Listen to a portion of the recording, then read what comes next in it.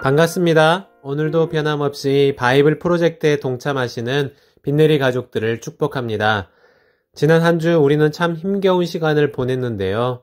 어떤 분들은 아직도 전기로 인해서 또 플러밍 문제로 어려움을 겪는 분들이 계신 것으로 압니다. 하나님께서 오늘 우리를 위로하시고 또 선한 길로 어려움들이 해결되도록 인도해 주실 것을 믿으며 오늘 말씀을 함께 살펴보겠습니다. 지금까지 이스라엘은 애굽에서 나온 후 시내산 자락에 머물러 왔습니다. 이곳에 머무는 동안 하나님의 백성으로서 새 옷을 입는 과정을 거쳤죠. 애굽에서 가지고 있던 과거의 노예의 옷은 벗어던지고 새로운 모습으로 거듭나야 했습니다. 시내산에 머무는 동안 이스라엘은 진 배지도 새롭게 하고 인구조사도 했습니다. 어떻게 또 누가 먼저 움직일 것인지도 하나하나 알려주셨습니다.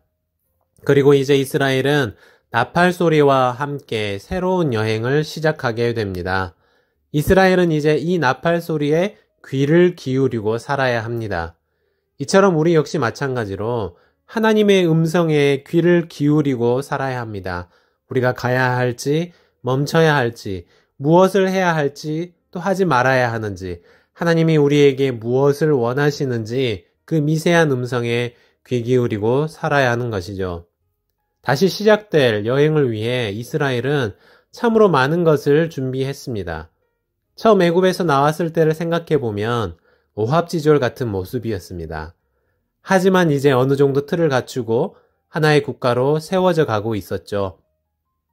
출애굽 2년 2월 20일 드디어 시내산 상공에 머물러 있던 구름이 움직이기 시작하면서 시내 광야에서의 시간을 접고 새로운 여행이 시작됩니다. 이제 이스라엘 지파를 지칭하는 말이 바뀌었죠. 진영이라는 말을 씁니다. 군대라는 말을 사용합니다. 그리고 그들이 앞서서 들고 가는 것은 군기가 되었습니다. 여호와의 언약궤를 앞세운 하나의 군대가 된 것이죠. 그런데 나팔 소리와 함께 힘차게 시작됐던 이 행진이 며칠 되지도 않아서 문제가 생겼습니다. 이 문제는 외부로부터 온 문제가 아니라 내부에서 시작된 것이었는데요. 바로 백성들 사이에서 악한 말로 원망하는 사람들이 생겨난 것입니다. 사실 불평은 놀라운 생명력을 가지고 있어서 한 사람이 불평하기 시작하면 옆에 있던 사람도 아무 생각 없이 그 불평에 동조하죠. 삽시간에 주변 사람들의 심리를 흔들어 놓습니다. 물론 이스라엘의 출애굽 여정이 쉬운 것은 아니었습니다.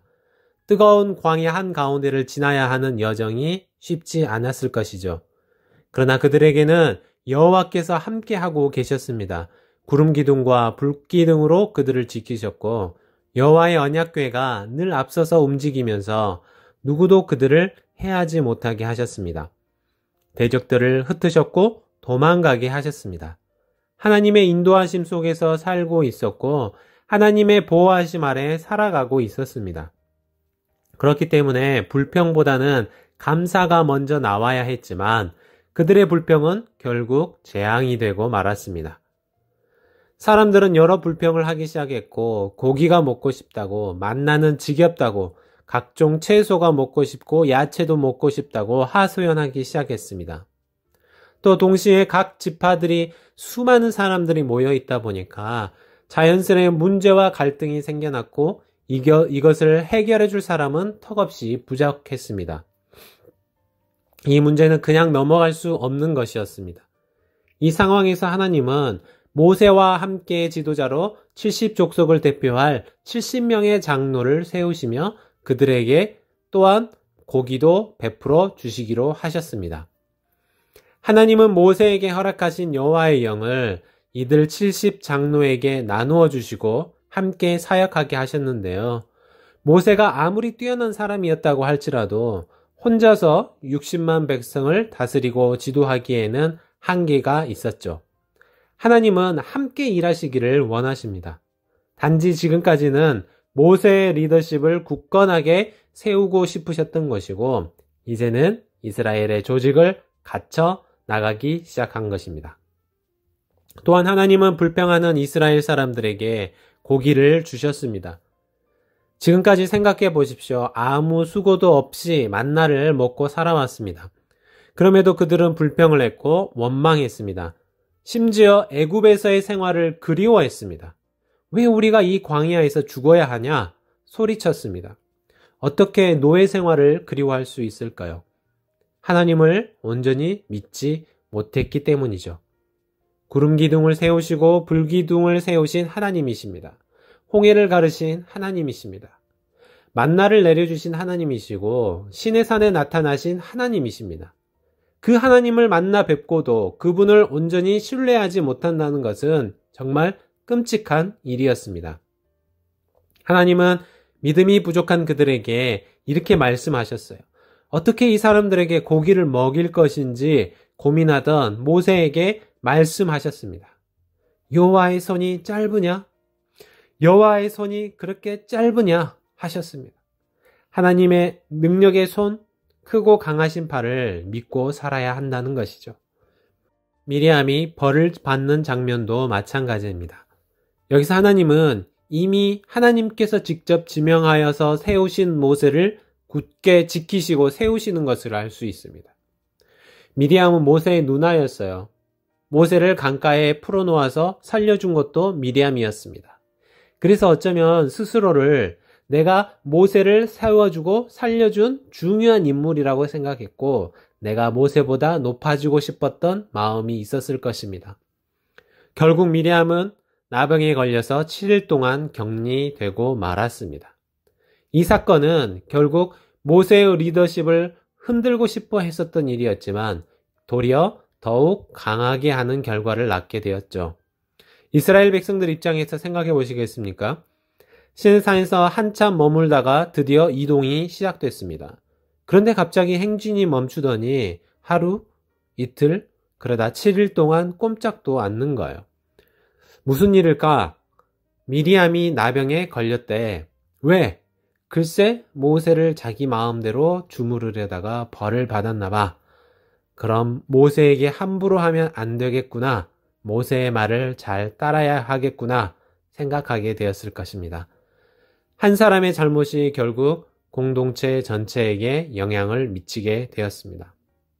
교회도 마찬가지입니다. 나 한 사람이 뭐 큰일이 있을까 생각할 수도 있지만 교회는 하나의 몸이고 공동체라는 것이죠. 그런데 이 일이 진행된 과정을 보면 굉장히 급박하게 일이 이루어지고 있다는 것을 눈치채셨을 것인데요. 그만큼 하나님은 자신이 세운 모세의 권위가 미리암이나 아론에 의해서 도전받는 것을 큰 위협으로 생각하셨습니다. 하나님은 자신이 세운 지도자를 철저히 지키시고 보호하십니다. 때로는 사람들의 눈에 부족해 보일지라도 하나님은 그 권위에 순종하라고 하십니다. 인간의 생각으로 그 자리에 도전할 때에 우리는 그것이 문제가 된다는 것을 오늘 말씀을 통해 배우게 됩니다. 우리는 오늘 민수기 10장에서 12장 말씀을 읽으면서 새로운 여정을 시작하는 이스라엘의 모습을 보게 되었습니다. 우리에게도 지금 계속 이해하기 어렵고 또 감당하기 어려운 일들이 계속되고 있지만 이 와중에도 우리가 하나님께 감사하며 하나님의 뜻을 구하는 지혜로운 사람들이 되시기를 바랍니다. 기도하겠습니다. 하나님 감사합니다. 여전히 수많은 위험과 어려움이 우리에게 계속되는 것을 경험합니다. 하나님 그 가운데에도 우리를 여전히 지키시고 보호하시는 하나님의 손길을 깨닫게 하여 주옵소서. 그래서 누구보다 더 많이 감사하고 하나님만 더욱 바라며 살아가는 우리가 되게 하여 주옵소서. 지금 지난주에 한파의 여파로 여전히 힘들어하는 가정들이 있습니다. 하나님께서 도우시고 속히 복구되고 일상으로 돌아갈 수 있도록 인도하여 주옵소서. 이 모든 말씀 우리 주 예수 그리스도의 이름으로 기도합니다. 아멘.